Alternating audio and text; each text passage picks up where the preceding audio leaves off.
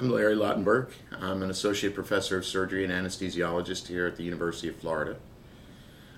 My main specialty is trauma and critical care. I'm a general surgeon by background, and I've been here for 9.5 years. I came here in 2003 to build and start the Level 1 Trauma Center here at the University of Florida. Okay, thanks. So Dr. Lottenberg, why don't you start by describing a typical day for someone in your field? Well, my day usually begins with wake up at 5, out of the house by 5:30, 5:45, here at the hospital by 6:15ish, checking my patient list, seeing what happened the night before if I wasn't on call, preparing for the day, seeing what cases need to be done, and getting ready for what we call sit-down rounds with our surgical residents, which is both a teaching conference and a business conference where we go over all the patients. It depends on the day of the week, but most days we operate every day, and if I'm the on-call surgeon for that day, I will be in the operating room most of the day, also making rounds in the intensive care unit and making rounds on the floor, and also, most importantly, go into the emergency room to take care of injured patients that come from the outside, and making sure that we preserve their lives. Okay. What would you say the best part and the worst part about your job is? I don't know if there's a worst part. For me, the best part of the job is driving to work every day. I still, after all these years, drive to work with a good feeling and a smile on my face, and get in here and get the work done. I think if there was a, quote, worst part of my job, because of what I do, I'm a trauma surgeon, which is a very unique specialty in general surgery. I deal with death more than any other kind of surgeon. I deal with patients and who are waking up in the morning, eating breakfast, getting in their car, driving to work, and all of a sudden their lives are altered by a motor vehicle crash. And sometimes no matter what we do, we can't sustain life, and unfortunately I'm the one that has to go out and talk to the loved ones and give that kind of news. So I think one of the things that is sort of a worst part is delivering bad news. Obviously, we have a very good track record here. Our overall percentage of patients that don't make it through their process here is only about 5% of all the trauma patients that come here.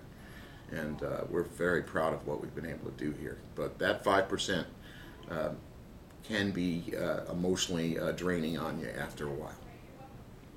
Okay, thank you. So, when it came time to decide a specialty, what made you go into surgery? I grew up in a medical family. My dad was a family physician. My mom was a nurse who worked in his office. I was exposed to medicine very early on. I have two other brothers, both younger than me, and it was sort of understood that in our family, if we wanted to take the track of going into medicine, that was available to us.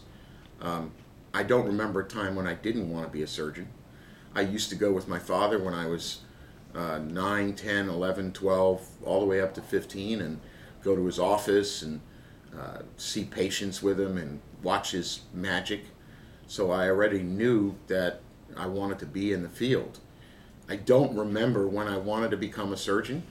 I know when I was here at college at the University of Florida, I would go home on break or between semesters and go to the Jackson Memorial Hospital emergency room. I just showed up there and said, "Hi, I'm a college student. Can I watch?" And that was the beginning of it. And I would watch the surgeons in the emergency room suture up lacerations and administer to sick patients. I got the opportunity to observe in surgery just because I asked. Back then, the HIPAA rules were non-existent, and you could just ask and be involved. I remember as a college student, I was taught how to sew up lacerations, and I thought that was just fantastic. And that was the beginning of it. And there was never any question about what specialty I would go in. Both my other brothers did not go into surgery as a specialty. They both did go into medicine. Both of them went to college and med school here. I wound up going to med school at the University of Miami. One of my brothers is a hematologist, the other is a radiologist. So I was the one who was the surgeon. Okay. What would you say are some common myths or misconceptions about your field? Well, I would say that some of the misconceptions about what we do as surgeons is that we're miracle workers, and we're not. But on the other hand, there is something to be said for being able to open somebody's abdomen, being able to understand the anatomy inside the abdomen, go into the abdomen and remove a piece of intestine that may have a cancer in it, or may have a twist in it, or may have a gunshot wound hole in it, taking it out, putting things back together, and having that patient survive and leave and go home. But there's no miracles in what we do. Occasionally there's the rare miracle of the brain injured patient who all of a sudden was in a coma for many, many months and starts to wake up. But I think that one of the problems is the expectations of patients and families for what they're expecting to happen. One of the reasons I like trauma is that no injury is the same, but trauma is a very easy cookbook type of specialty where it's always done the same way. We do A, B, C, D, and E: airway, breathing, circulation, disability, and exposure. And it gives some order to what we do. Okay. And one more question. What were you doing when you were an undergraduate to get you where you are today? Well, obviously I took all of the required pre-med courses. I was not the greatest student here. Actually, both my brothers were much better students than me. I had a real hard time with inorganic chemistry. I had a real hard time with organic chemistry. But I kept after it, and I actually wound up doing biochemistry when I was an undergraduate here. And so I did a lot of those things, and I kept pushing myself as best I could.